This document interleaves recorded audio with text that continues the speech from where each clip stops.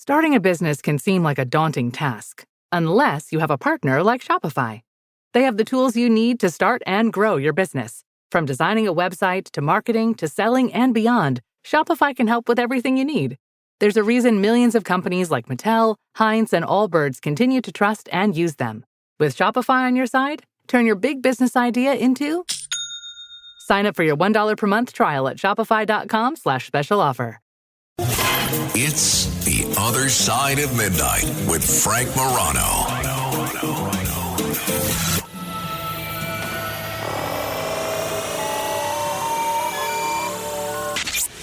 The Other Side of Midnight presents The Midnight Files.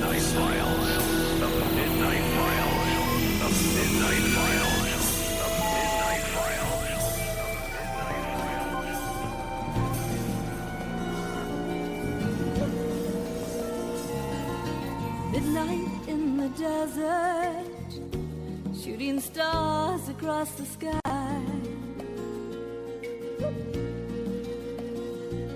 This magical journey will take us on a ride, filled with the longing, searching for the truth. Will we make it till tomorrow?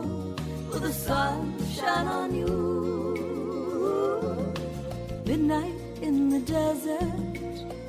This is The Other Side of Midnight. I'm Frank Morano. A lot of us remember the TV show The X-Files. If you're not familiar with it, it was an interesting show. You had a pair of FBI agents, Mulder and Scully. One was very much a skeptic, didn't believe in the paranormal or aliens or any of the weird stuff that people that listen to overnight radio tend to buy into. And then you had Mulder, who believed everything you can imagine, especially about aliens and UFOs, etc. Well, it sounds like a strange thing, right? An FBI division specifically tasked with investigating the paranormal, the weird cases. Does anything like that really exist in law enforcement? Well, apparently it does, and a guy who knows about it is Stanley Milford Jr. He is a veteran law enforcement officer for decades, and he was formerly the Chief Navajo Ranger. We'll get into what that means in a second, but in that role, he oversaw a section called the Special Projects Unit, and he's the author of a new book in which he gets into a lot of these stories. It's called The Paranormal Ranger, a Navajo investigator's search for the unexplained. Stanley, thanks so much for joining me on the radio. Oh, sure. I'm glad to be here with you. At 30 minutes after the hour, you're listening to The Other Side of Midnight. Stanley, can you tell us about how you first became interested in the paranormal and how your upbringing in Navajo and Cherokee traditions influenced your approach to these investigations? Well, growing up between those two locations, that being Oklahoma and then the Navajo Reservation, I was able to see the world from two different perspectives: a Western view and that of an indigenous Native American view. My mother was Cherokee and my father was full-blood Navajo. And so I grew up in Oklahoma, attending public school and all the way from elementary school through graduating high school in Tahlequah, Oklahoma, which is the capital of the Cherokee Nation in Oklahoma. And so in the summer times, my father would fly me and my older sister back to the reservation because my mother had separated from him when I was about 2 years old, and she took me and my older sister back to Oklahoma. But we saw and learned the Navajo culture spending time there on the reservation during the summertime. And so this kind of formed my view of the world, seeing the world from those two perspectives. I mentioned your role as the Chief Navajo Ranger. Some people, and honestly, before I started looking into your story, I didn't know what that is.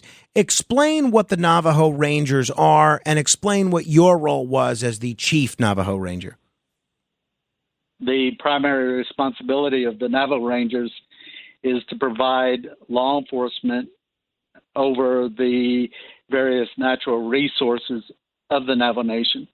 You have to remember that the Navajo Reservation is the largest Native American reservation in the United States, and that spans 27,000 plus square miles. So it's equivalent to the state of West Virginia. And, it has all kinds of natural resources, be it minerals and large forest areas, a lot of wildlife, agriculture, livestock. And so the Navajo Rangers is really a kind of a coverall for all of the natural resource protection, and even including the archaeological resources throughout that region. The largest part of the reservation is in the state of Arizona, and then New Mexico, Utah, and then parts of Colorado today. So it's quite an expansive reservation. And what led to the creation of the Special Projects Unit within the Navajo Rangers? And how did you become involved in that role with investigating paranormal cases? Well, you need to keep in mind that all of our rangers go through the Federal Law Enforcement Training Center. There's one of these facilities that is in Artesia, New Mexico. They have another FLETC out in Glencoe, Georgia, where they house their investigation training facility. So the chief ranger at the time, he knew that people were experiencing what people refer to as supernatural or paranormal experiences. And that was these cases involving what people refer to as Bigfoot or Sasquatch and UFOs and hauntings and, witchcraft, involving shape-shifting and or skinwalkers and all of this different stuff. So he knew that this stuff, people were calling about this, and for the most part, people that were experiencing it were traumatized, whether it was a 10-year-old little girl or a 85-year-old woman. And so the culture of being Native American incorporates the supernatural. You have medicine men that provide healing ceremonies and things of this nature that are incorporated within the culture of Navajo or Dene. And so it's a part of it.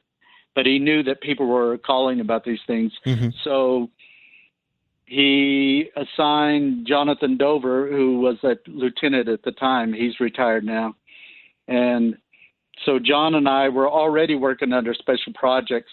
We were doing investigations, and we were SWAT team commanders and emergency operations and high-risk details like the school call-outs and things like that. We did investigations and even dignitary protection for when, let's say, a motion picture company is on the reservation to film. Yeah, I did security for like the Lone Ranger with Johnny Depp, and I did security for the band Metallica one time when they were filming on the reservation and stuff. So a lot of different assignments, but the paranormal investigation was a part of that unit. Gotcha. If you're just tuning in, I'm Frank Morano. This is The Other Side of Midnight. My guest is Stanley Milford Jr. His new book is The Paranormal Ranger, a Navajo Investigator's Search for the Unexplained. Stanley, can you describe the first paranormal case that you investigated as a Navajo Ranger and explain maybe how that might have changed your perception of the world around you? Well, that first investigation that I did officially was before the Special Projects Unit was assigned to deal with these cases. And that one was commonly what's referred to as a livestock or cattle mutilation. And in this situation, this was a flock of sheep that were in a sheep corral that were all slit open from their neck all the way down to the groin. And there was already a veterinarian that was on scene when I arrived. I had been assigned to that case, and I arrived and I met with the veterinarian, and he was perplexed. He had no idea what had caused the death of these animals. And there was no blood in the corral. There was an odd odor that was emanating from the sheep corral. The sheep dogs that are usually with the Navajo sheep as guardians of the sheep, they wouldn't even come near that corral. And all 26 head of the sheep were dead. And but it wasn't like you have a predatory kill. Sometimes you'll have mountain lions that'll get into a corral, or maybe coyotes, or even a bear or bobcat. But there was no, with those, you'll have telltale signs of the entrails and things like that throughout that area, and there was none of that. And there was no blood on the ground within the corral either. So, I grew up in and around livestock, and this particular investigation left me scratching my head. I had no idea what could have or would have caused the death of these animals. And the incision that was made, it wasn't like if you'd taken shears or something like that and cut through the wool and then the skin, and it wasn't like that. It was too precise. It was as though you used like some type of laser or something like that to cut these animals. And none of that family was awakened in the middle of the night. If there had been like a predatory kill, the dogs would have been barking, raising, a fuss, and it would have awakened the family, and they could have defended the animals. But they didn't know this till they got up in the morning and went out to the sheep corral and found them all dead.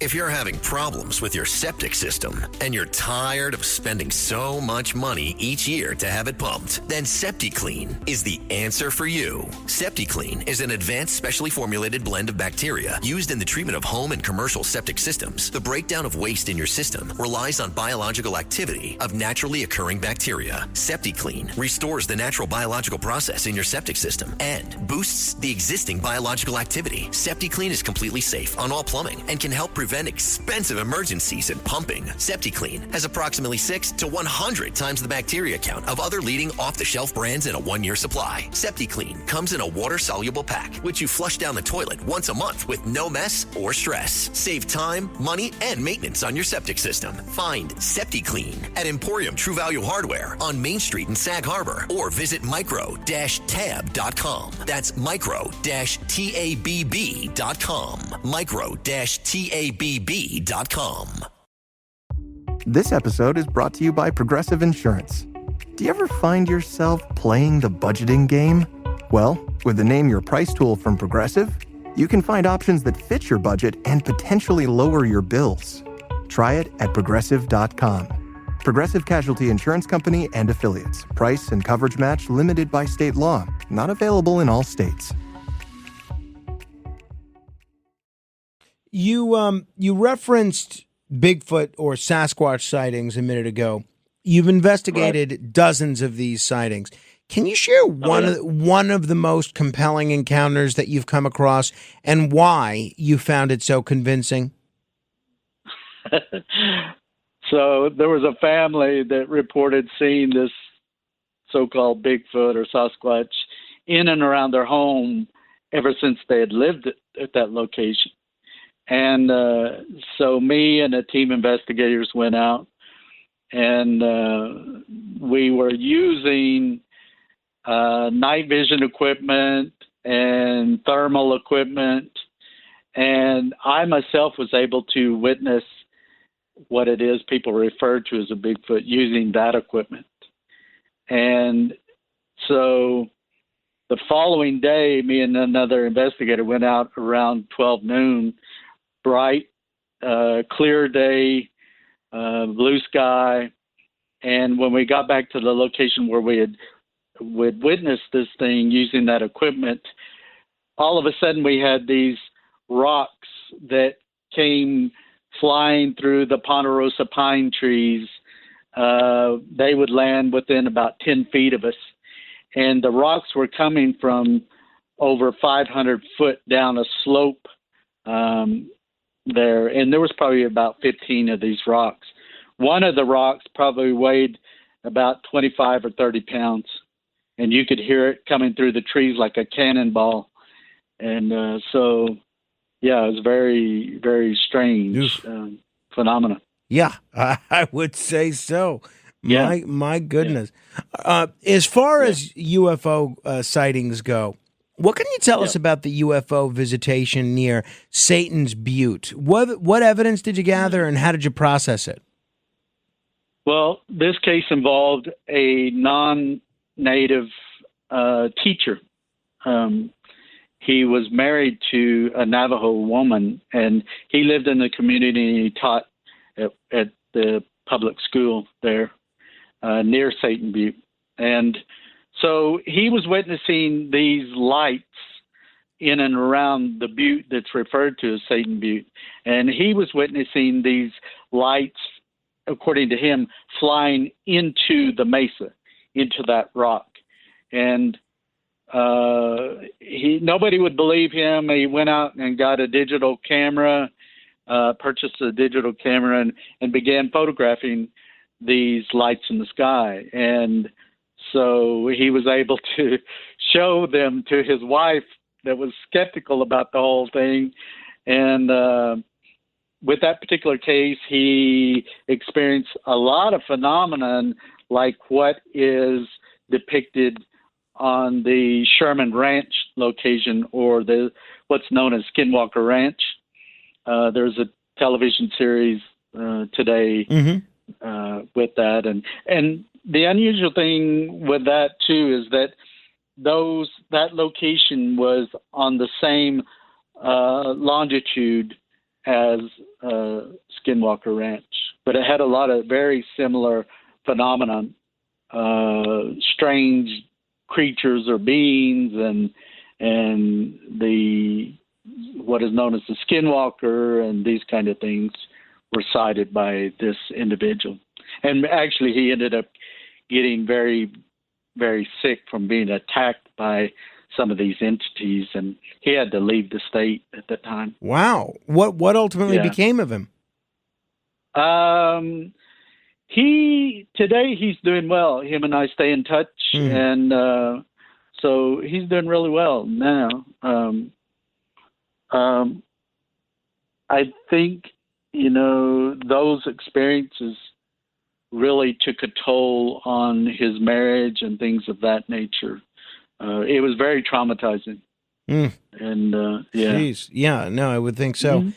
The haunting of an office in Window Rock sounds like a fascinating case. What were the most eerie elements of that experience, and how did you approach investigating something so, something so intangible? Yeah. One of the phenomenon that really impacted my view of the world and really the universe was a phenomenon known as an apport, APPORT. that word comes out of the spiritualist movement in this country in the late 1800s and 1900s, when you had the talking board or Ouija board and things like that came out of that. But an apport is when you have a physical object that either moves or manifests from out of nothingness. And in this case, it was coins. I put together a team of investigators, and we went in this office building for 2 nights, and there was a total of 66 coins that materialized out of nothingness or out of thin air. And out of the 66, I witnessed at least 10 of them fall out of thin air from about 3 feet up into the floor. Or sometimes they would come flying across the room from an upper corner of the room, and sometimes they would hit us.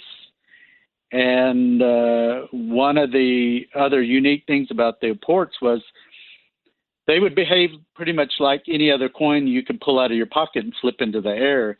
They would hit and maybe make a big arc and come in and spiral and then fall over. But out of all of the 66 coins, they would all land heads up. So you know, and I know out of statistics and probability. Right, it's going to be about 50-50. Yeah, it is. And it's not possible for all of them to land heads up. And that's exactly what happened. But not only with that, these apports began happening at my residence the very following day. And that was in 2009. And last month, I had the most apports in my house that I've experienced in this whole time. Wow. 4 coins, 4 dimes, U.S. dimes, apported in my bedroom and fell on the floor. And it can happen to me now anywhere I travel. It's happened in Toronto, Canada, Stirling, Scotland. And so what does that mean, do you think? Does that mean that you have some sort of haunting entity following you around? Well, we analyze those coins by the years and by the metallurgy and, pretty much every angle. But there was nothing there. There was nothing that we could find as far as any type of meaning. And at one point I kind of had an epiphany that this was a spirit that is familiar with me and knows me. And it's sending a message that heads up, I'm here. I'm present. It's something that simple. Stanley, all of them land heads up. This episode is brought to you by LinkedIn. Healthcare professionals can lead their careers with LinkedIn. Discover jobs by specialty, preferred shifts, and even desired salary. From mental health therapists to radiology technicians, it's now faster and easier for healthcare professionals to find the right fit. Learn more at linkedin.com/healthcare. Side effects may include faster job placement, improved work-life balance, and increased career satisfaction. Yeah. Stanley, I hope you'll come back and we can do a full hour because there's a lot of other stuff in your book that we haven't had a chance to get into. But while I have you here, there's a lot of skeptics listening to us right now that don't believe any of this. How do you respond to critics who claim that paranormal sightings are just the result of overactive imaginations, environmental factors, or psychological phenomena?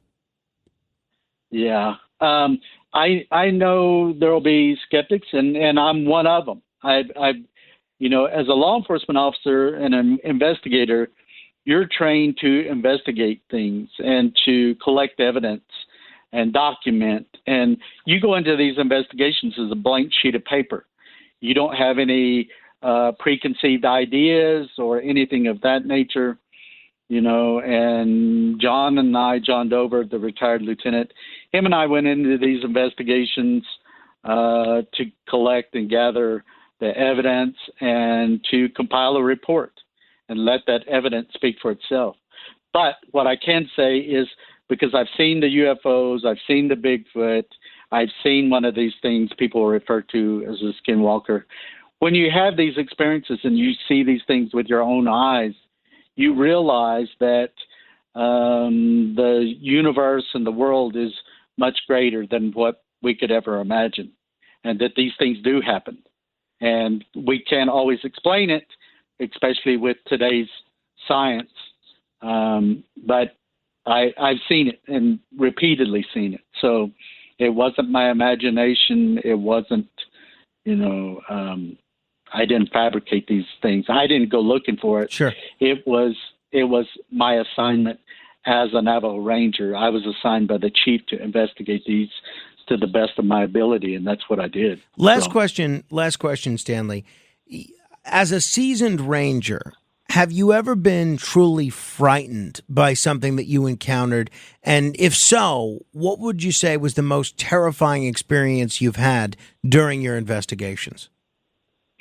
Well, for me and John, like I said, we were commanders over the SWAT team, and there was times we had been shot at. And you're trained as a SWAT team member to not let fear control your emotions. You focus on the mission at hand, and hopefully your training will get you from point A to point B, But we kind of took that philosophy and ability and applied it over to the paranormal. A lot of these cases, maybe there's something involving demonic activity or something like that, and it'll actually feed off of you showing fear or something of that nature. So John and I wouldn't give it that.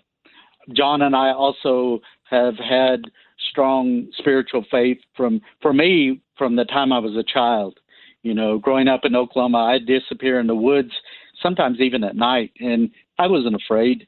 I put those kind of things into the hands of the Creator and let Him deal with it. So I think one of the things was, in one case, there was at one of the investigators' residence, he began having phenomenon happening at his home, and I had just walked into his kitchen, and he was right behind me, and a 12-inch butcher knife flew out of a block that held all of the kitchen knives, and it flew about 7 or 8 feet in front of us and went through a grapefruit that was hanging in one of these baskets that you put fruit and stuff in. Wow. So that was one of the things that, it definitely frightened the homeowner and investigator, but I told him, this stuff, if it wanted to hurt us, it could do that. It showed that it could do that, but it didn't. If anything, it was trying to convey some type of message. All right. Well, Stanley Milford, you got to come back. I hope people check out your book. Sure. It's called The Paranormal Ranger and Navajo Investigators Search for the Unexplained. Thank you, Stanley. Thank you, Frank. Appreciate it. Thank you. Impact confirmed. The Slayer has been activated. Demonic threat level increasing. Hold the line! All the power of hell cowering before one man. id Software presents Doom, The Dark Ages. Available now on Xbox Series X and S, PlayStation 5, and PC. Rated M for mature. Fellas, you know Degree Cool Rush deodorant, right? Well, last year they changed the formula, and guys were mad about it. One dude even started a petition. So guess what? Degree heard us, admitted they messed up, and brought the original Cool Rush scent back exactly how it was. And it's in Walmart, Target, and other stores now for under $4. So grab some and remember why its cool, crisp, and fresh scent made it the #1 men's antiperspirant for the last decade. Degree Cool Rush is back, and it smells like victory for all of us. We off? 30 seconds of carefree bliss. Oof, like wind in your hair carefree. Oh, like using Clorox Disinfecting All-Purpose Cleaner in the home carefree. Yes. Like dog slobbing on the coffee table and cleaning it with Clorox Carefree. He's on a roll now. Spit toothpaste on the faucet. You got it. You got it. Peanut butter on the light switch. Oh, spritz. Spritz.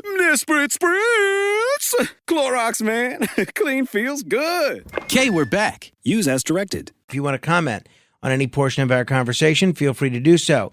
646-720-0635. That's 646-720-0635. This is The Other Side of Midnight. Straight ahead. If you're having problems with your septic system and you're tired of spending so much money each year to have it pumped, then SeptiClean is the answer for you. SeptiClean is an advanced specially formulated blend of bacteria used in the treatment of home and commercial septic systems. The breakdown of waste in your system relies on biological activity of naturally occurring bacteria. SeptiClean restores the natural biological process in your septic system and boosts the existing biological activity. SeptiClean is completely safe on all plumbing and can help prevent expensive emergencies in pumping. SeptiClean has approximately 6 to 100 times the bacteria count of other leading off-the-shelf brands in a 1-year supply. SeptiClean comes in a water-soluble pack, which you flush down the toilet once a month with no mess or stress. Save time, money, and maintenance on your septic system. Find SeptiClean at Emporium True Value Hardware on Main Street in Sag Harbor or visit micro-tab.com. That's micro-tabb.com.